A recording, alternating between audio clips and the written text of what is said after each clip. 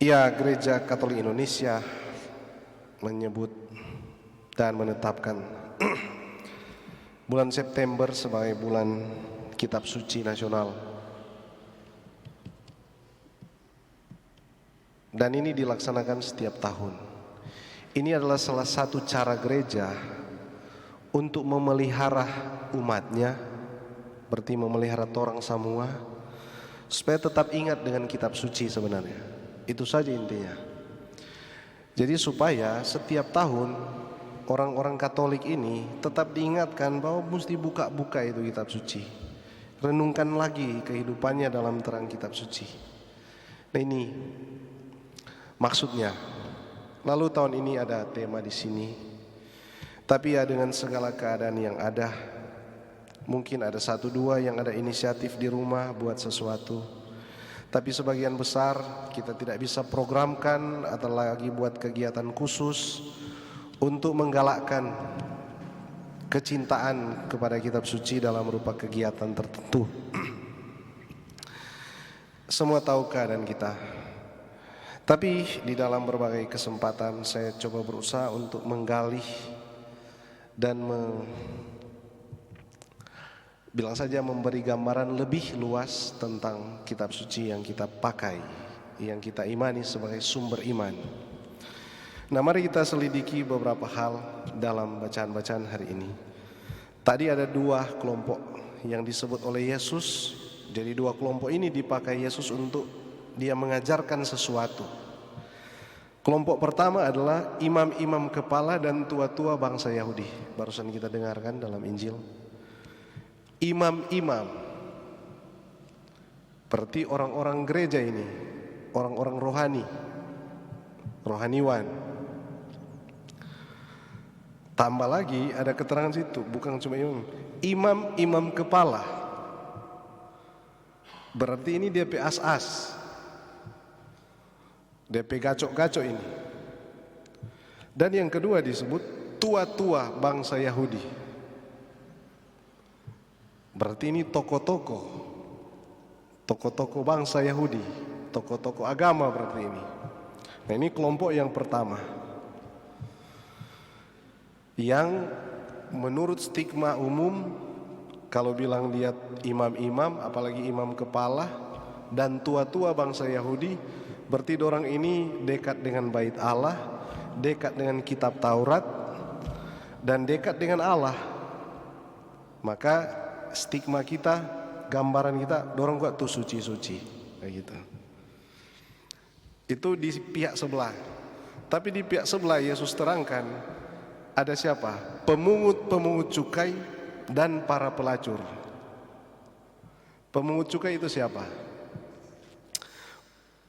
Bagi orang Yahudi waktu itu, orang Israel waktu itu, pemungut cukai ini adalah orang Israel yang karena pada waktu itu mereka ada di bawah kekaisaran, kekuasaan kekaisaran Romawi, maka orang-orang ini bekerja di dalam sistem pemerintahan kekaisaran Romawi.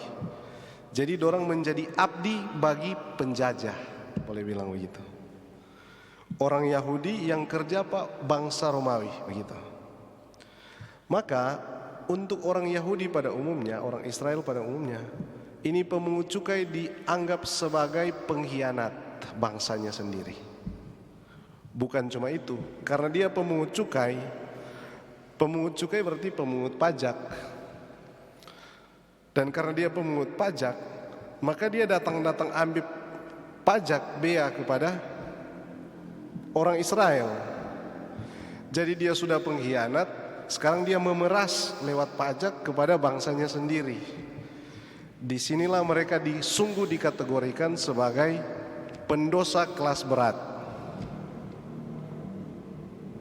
Dan yang kedua disebut para pelacur.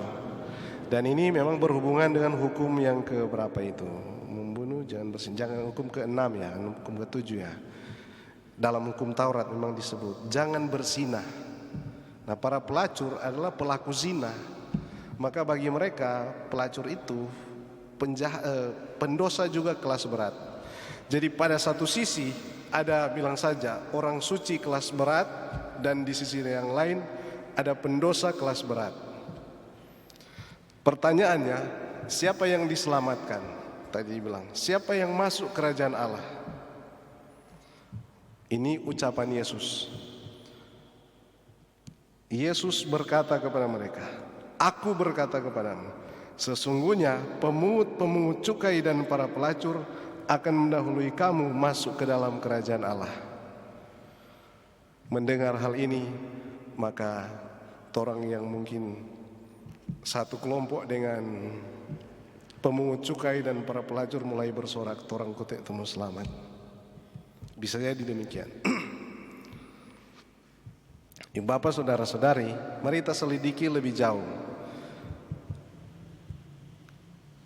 Ada beberapa orang yang disebut eksplisit dalam Injil. Matius misalnya, itu pemungut cukai,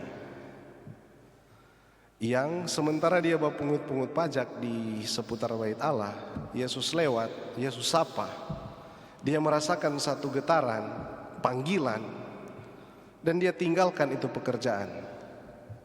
Jadi dia meninggalkan pekerjaan memungut pajak, atau kita sebut ia meninggalkan hidupnya yang lama. Sekarang dia mulai hidupnya yang baru. Dengan memulai hidup yang baru, dia bukan cuma hidup biasa-biasa. Ternyata sejak itu dia mulai ikut Yesus. Dan akhirnya kita tahu dia bukan cuma ikut Yesus, dia mewartakan menjadi rasul. Sesudah Yesus kembali kepada Bapa, itu catatan-catatan dalam kitab suci.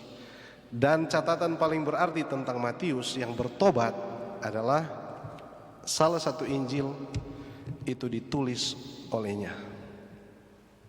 Tentu ada catatan lain lagi tentang penulis Injil Matius, tapi namanya tertera sebagai penulis Injil Matius. Jadi memang bukan soal dia pemungut pajak, pemungut cukai, tapi soal dia seorang pemungut cukai yang bertobat. Kita ingat juga Sakeus. Dia ingin bertemu dengan Yesus karena dia pendek, dia naik pohon. Dari pohon dia cari-cari lihat. Karena dia menonjol di atas pohon, Yesus lewat. "Sakeus, aku ingin menumpang di rumahmu." Para penafsir melihat ini adalah sapaan Yesus kepada Sakeus, "Aku ingin hidup di dalam hidupmu." Sebenarnya rumah itu menyangkut diri sebenarnya, pribadi atau hatinya yang terdalam. "Sakeus, aku ingin menumpang di rumahmu."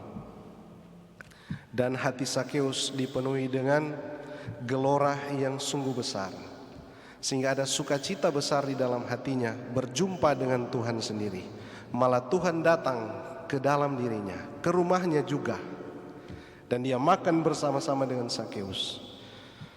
Pertobatan Sakeus terekspresi lewat kata-katanya. Apa yang dia katakan? "Tuan, kalau Tuan dapati aku masih memungut pajak kepada orang-orang Yahudi, orang Israel, maka separuh dari kekayaanku akan kuberikan kepada orang miskin."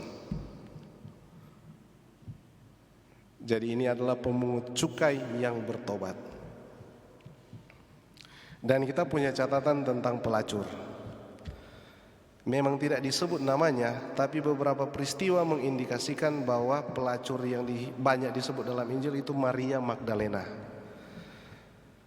Hukum orang Yahudi, seorang pezina atau pelacur itu harus dihukum rajam. Jadi siapa yang berdosa lempar dengan batu. Dan itu hukumnya memang. Maka kita ingat ada peristiwa ketika ada seorang wanita pendosa yang datang kepada Yesus. Tapi Yesus cuma menulis di tanah, begitu catatannya. Ketika hal itu terjadi, orang-orang sudah siap merajam dia. Dan apa yang Yesus katakan? "Barang siapa tidak berdosa, silakan lemparkan batu yang pertama." Rupanya semua merasa berdosa, maka tidak ada batu yang mendarat di tubuh wanita itu. Mereka dikatakan meninggalkan perempuan dan Yesus pelan-pelan, satu-satu sampai habis. Sejak saat itu, perempuan itu diberi kata-kata oleh Yesus, "Pergi dan jangan berbuat dosa lagi." Tapi kemudian ada satu kesempatan juga, sepertinya dia ini jugalah yang yang kita sebut Maria Magdalena. Waktu itu Yesus sedang duduk di seputar bait Allah dan ada seorang pelacur disebut di situ. Duduk di bawah kaki Yesus, membersihkan kaki Yesus dengan air matanya, dan dia lap, dia seka dengan DP rambut. Dalam tradisi orang Yahudi, sebagai bentuk penghormatan terhadap orang yang dianggap tinggi atau terhormat, maka orang itu akan diminyaki. Jadi pakai minyak sebenarnya kakinya, dan dibasuh dengan serbet lah begitu. Nah, ini menjadi tidak biasa karena wanita ini membersihkan kaki Yesus dengan air mata, bukan dengan minyak. Dan dia menyekanya bukan dengan kain, tapi dengan rambutnya. Dan inilah bentuk pertobatan dari pelacur itu. Maka di sana kita harus katakan, siapa yang selamat? Bukan soal dia punya jabatan imam kepala, atau ada gelar tua-tua bangsa Yahudi. Bukan soal dia pendosa, pelacur kelas berapa, tapi soal siapa yang bertobat. Ini pesan yang pertama. Hal yang kedua yang harus diangkat adalah, ada yang tahu di sini beda orang fasik dengan orang kafir. Kalau kafir sering dengar, tapi kalau fasik, kendati banyak dicatat dalam kitab suci, tapi seringkali orang kurang mendalami. Orang kafir adalah orang yang tidak percaya Tuhan atau orang tidak bertuhan. Tapi orang fasik adalah orang yang percaya dan menerima Tuhan, tapi tidak melaksanakan apa yang Tuhan perintahkan. Kalau istilah modern sekarang itu mungkin orang misalnya dia Katolik, tapi Katolik KTP. Di KTP dia Katolik, mar DP hidup hari-hari dia tidak jabeking tuh ajaran-ajaran Katolik. Begitu orang fasik. Ya kadang-kadang orang menjadi fasik juga di beberapa kesempatan. Kang, so tahu nak boleh baking tapi baking. Nah, kita disapa, ditegur untuk bertobat. Bacaan pertama tadi menyebut hal itu. Kalau orang benar berbalik dari kebenarannya dan melakukan kecurangan sehingga ia mati, maka ia harus mati karena kecurangan yang dilakukannya. Sebaliknya, kalau orang fasik bertobat dan kefasikan yang dilakukannya, bertobat dari kefasikan yang dilakukannya, kemudian ia melakukan keadilan, artinya ia bertobat, ia insaf dari durhaka yang dibuatnya, maka ia pasti hidup. Jadi pesan sabda Allah hari ini, selain tadi keterangan-keterangan tentang status-status itu, tapi juga keterangan supaya memang kita diajak untuk bertobat. Setiap waktu orang harus diajak untuk bertobat. Akhirnya, pertobatan seperti apa yang mau diangkat sesungguhnya dalam Injil hari ini, dalam bacaan hari ini? Itu kita lihat dalam surat Rasul Paulus kepada umat di Filipi. Tahun 42 sebelum Masehi, itu berarti 42 tahun sebelum Yesus lahir, terjadi pertumpahan darah, perang yang melibatkan Brutus Cassius yang berkoalisi melawan Antonius dan Agustus yang berkoalisi. Jadi di daerah kekuasaan Romawi itu ada negara-negara kota yang dipimpin oleh jenderal, gubernur-gubernur tertentu atau jabatan-jabatan tertentu. Waktu itu orang ingin berkuasa, sehingga kalau mau berkuasa dia harus punya panglima, armada perang yang besar. Nah, ini dua berkoalisi. Ketika terjadi peperangan, kalah ini Brutus dengan Cassius, yang menang adalah Antonius dan Agustus. Maka yang berkuasa sekarang Antonius dan Agustus. Tahun 31, jadi kurang lebih 9 tahun sesudah itu, sebelum Masehi, pecah ini kongsi. Jadi Agustus dengan Antonius baku salah. Karena baku salah, perang. Siapa yang menang? Agustus. Kaisar Agustus menang. Ketika dia berkuasa, semua pengikut Antonius kemudian menjadi budak dan dibuang di satu daerah di jalan utama antara kerajaan Romawi Timur dan Romawi Barat. Dan itulah yang disebut dengan Filipi sekarang. Ini adalah nama dari seorang kaisar tahun 320-an, namanya Filipus sebenarnya. Nama itu yang diberikan bagi daerah ini namanya daerah Filipi. Tahun demi tahun berganti. Di situ sudah ada budak, di situ sudah ada veteran perang, tapi juga karena dia ada di jalan utama, selain bangsa masyarakat pribumi, tapi ada juga pencampuran budaya dan suku dari berbagai daerah. Maka daerah Filipi menjadi daerah yang sangat majemuk atau kaya dengan perbedaan. Setiap kemajemukan atau banyak perbedaan itu rentan dengan perpecahan. Setuju atau tidak? Orang ini terdiri dari berbagai macam perbedaan, dan itu pasti rentan dengan perpecahan.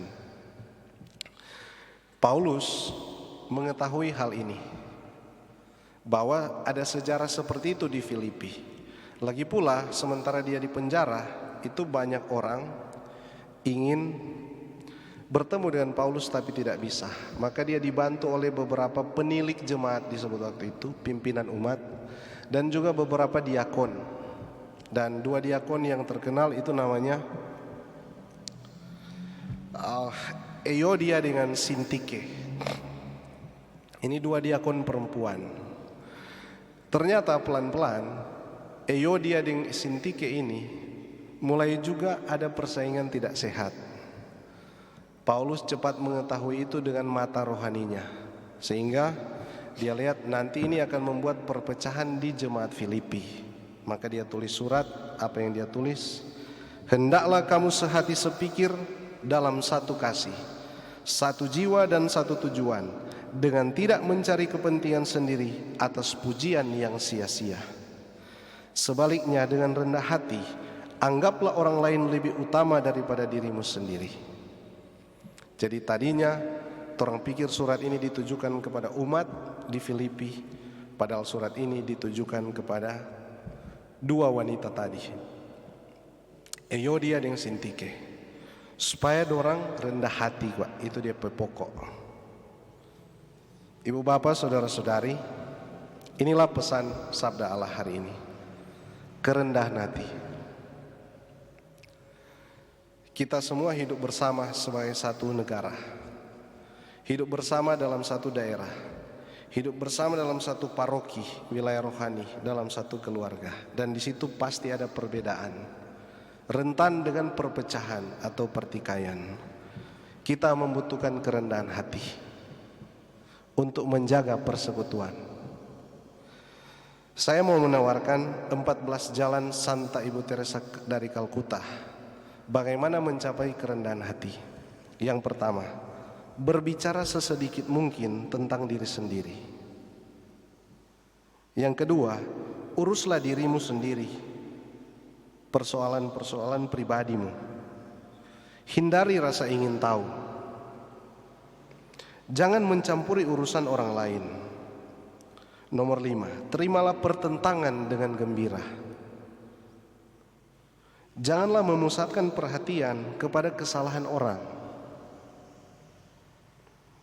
Dari diri seseorang kita bisa lihat banyak hal. Kebanyakan orang cuma fokus pada kesalahan, padahal ada banyak hal lain. Terimalah hinaan dan caci maki. Terimalah perasaan tak diperhatikan, dilupakan, dan dipandang rendah. Mengalah terhadap kehendak orang lain. Terimalah celaan walaupun Anda tidak layak menerimanya. Bersikaplah sopan dan peka sekalipun seseorang memancing amarah Anda. Jangan mencoba agar dikagumi dan dicintai. Bersikap mengalah dalam perbedaan pendapat walaupun Anda yang benar. Yang terakhir, pilihlah selalu yang tersulit. Nomor 14 ini dipraktekkan di seminari-seminari, tapi tergantung juga pembinanya. Tapi saya ingat dulu ada staf, jadi dia selalu menyuruh seminaris, misalnya suruh kerja, dari sekian banyak pekerjaan dia selalu merekomendasikan pilih yang tersulit. Ya kalau orang pemental kan lebih suka cari gampang, tapi inilah jalan menuju kerendahan hati. 14 jalan Ibu Teresa. Saya ingin tutup homili ini dengan kata-kata Santo Agustinus. Dia katakan begini: kesombongan membuat malaikat menjadi iblis. Dan memang betul, ada bukan cuma 3 malaikat agung, sesungguhnya ada juga Lucifer dan malaikat-malaikat lain. Mikael, Gabriel, Rafael, dan Lucifer. Lucifer itu malaikat Allah, tapi karena dia angkuh, dia ingin seperti Allah, dia ingin berkuasa, dia sombong, maka dia dicampakkan dan menjadi kepala dari kegelapan. Malaikat yang menjadi iblis karena kesombongan. Dan kata-katanya yang kedua, kerendahan hati membuat manusia menjadi malaikat. Karena kerendahan hati itu sifat Allah, sifat Yesus. Tadi disebut, walaupun dalam rupa Allah, ia tidak menganggap kesetaraan dengan Allah itu sebagai milik yang harus dipertahankan. Sebaliknya ia mengosongkan diri, mengambil rupa seorang hamba, dan dalam keadaan sebagai manusia, ia telah merendahkan dirinya dan taat sampai mati, bahkan sampai mati di kayu salib. Kalau kita menemukan orang-orang seperti ini, orang-orang yang rendah hati di rumah kita, di lingkungan kita, bersyukurlah, karena berarti kita sedang berjumpa dan bersama-sama dengan malaikat.